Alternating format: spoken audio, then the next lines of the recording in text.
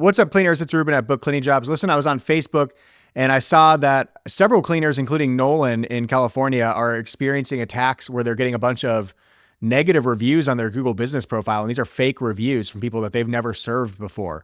Nolan provided a couple of examples of these reviews. So I'll show you an example of one just so you have some idea of what it looks like. And I'll tell you what you can do about these reviews. So here you go. This looks like a review that came in 1 star from somebody named Ann Hart, which sounds like a real customer, right? But it's not. And Ann said they expected more from a diamond service, but they missed the mark, not up to the standard. A terrible review, makes Nolan and his company look really bad. But the problem is this is not a real review and they've never served this customer before. This is spam. And what we're going to do is report it to Google. You can report these reviews as, spam, off topic, conflict of interest, however you want to report these.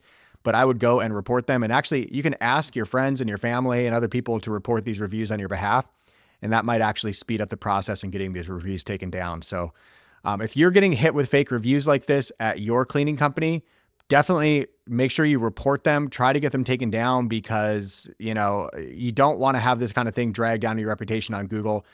And you may even get a message from somebody trying to extort you, asking you for money to get these reviews taken down. If that happens, definitely don't pay them money to remove the fake negative reviews. You don't want to negotiate with these people. Just report them to Google and leave it at that. Anyways, I hope this was helpful. If you have any questions, leave them in the comments. I'm Reuben with BookCleaningJobs. If you need any help with Google Business Profile or anything like that, hit us up and we'll talk with you again later. Thanks.